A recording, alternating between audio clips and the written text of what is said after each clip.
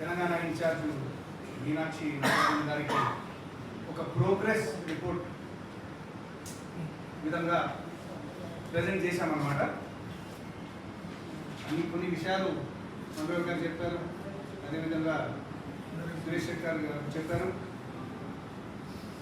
భూభారతి అనేది ఒక కొత్త రెవెన్యూ చట్టం తీసుకొచ్చాం, మీ అందరికీ తెలిసిన విషయమే.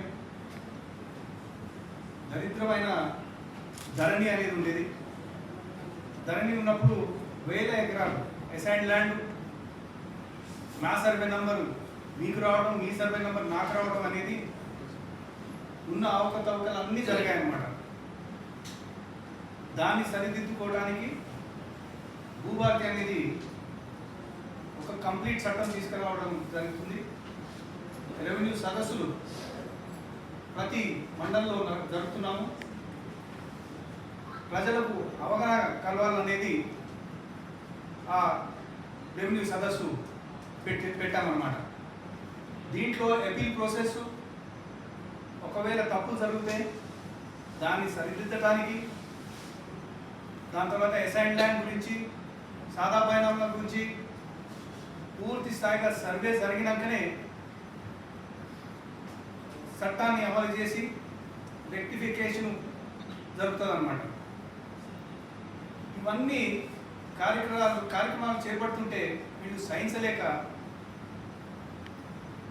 సోషల్ మీడియాపై నిందలు వేస్తూ కేటీఆర్ గారు, కేసీఆర్ గారు, కవిత గారు మాట్లాడుతున్నారు అన్నమాట. వాళ్ళు చేసిన ఒక ప్రామిస్ పెట్టలే. దళిత ముఖ్యమంత్రి అన్నారు, అది చేయలేదు. డబుల్ బెడ్రూమ్ దళితులకు డబుల్ బెడ్రూమ్ అన్నారు, అది చేయలేదు. 3 ఎకరాలు దళితులకు అన్నారు, అది చేయలేదు. దళిత బంధు అన్నారు, అది చేయలేదు. ఎస్టీ సోదరులకు కూడా 3 acres అన్నారు, అది చేయలేదు. 12% రిజర్వేషన్ ముస్లిమ్స్ కన్నారు, అది చేయలేదు. వాళ్ళు చేసింది ఏంటంటే కూలిపోయిన కాళేశ్వరం, దరిద్రపైన ధర్ని, గొర్రెలు ఇవ్వటం. పాపం వాళ్ళు గొర్రెలు ఇచ్చారు, కానీ వాళ్ళు ఏం చేశారు, పాపం అమ్ముకున్నారు అనమాట. ఇప్పుడు డబ్బు లేకుండా ఇటువంటి ఫెయిలియర్ స్కీమ్స్ పెట్టి ఇప్పుడు మేము ఇంత పనులు చేస్తుంటే మా మీద మాట్లాడుతున్నాను అనమాట. అరే ప్రజలు తీర్పిచ్చారండి, మీరు ఆగండి, మీకు ఎందుకు అంత తొందర? ఫామ్ హౌస్లో కూర్చోండి, ఇప్పుడు ఎందుకు అంత తొందర మీకు? ప్రజలు తీర్పిచ్చినాక ఆగాలి, మీరు మాట్లాడాలి. అదే విధంగా బీజేపీ మిత్రులకు చెప్తున్నాం అనమాట. ఇప్పుడు ఎలక్షన్స్ లేవు, ఎలక్షన్స్ అయిపోయినాయి. తెలంగాణకు మనం ఫండ్స్ తీసుకురావాలి. ఎందుకంటే 4 గంటల వరకు ఏ ఎలక్షన్ లేదు, మీకు మాకు కొట్లాట లేదనమాట. ఫండ్స్ తీసుకొస్తే తెలంగాణ డెవలప్ అయింది. ఇప్పటివరకు అది కూడా కాలేదు. సెంట్రల్లో ఉన్న బీజేపీ ప్రభుత్వం కూడా మనకు ఫండ్స్ సరిగ్గా అలొకేట్ చేయలేదన్నమాట.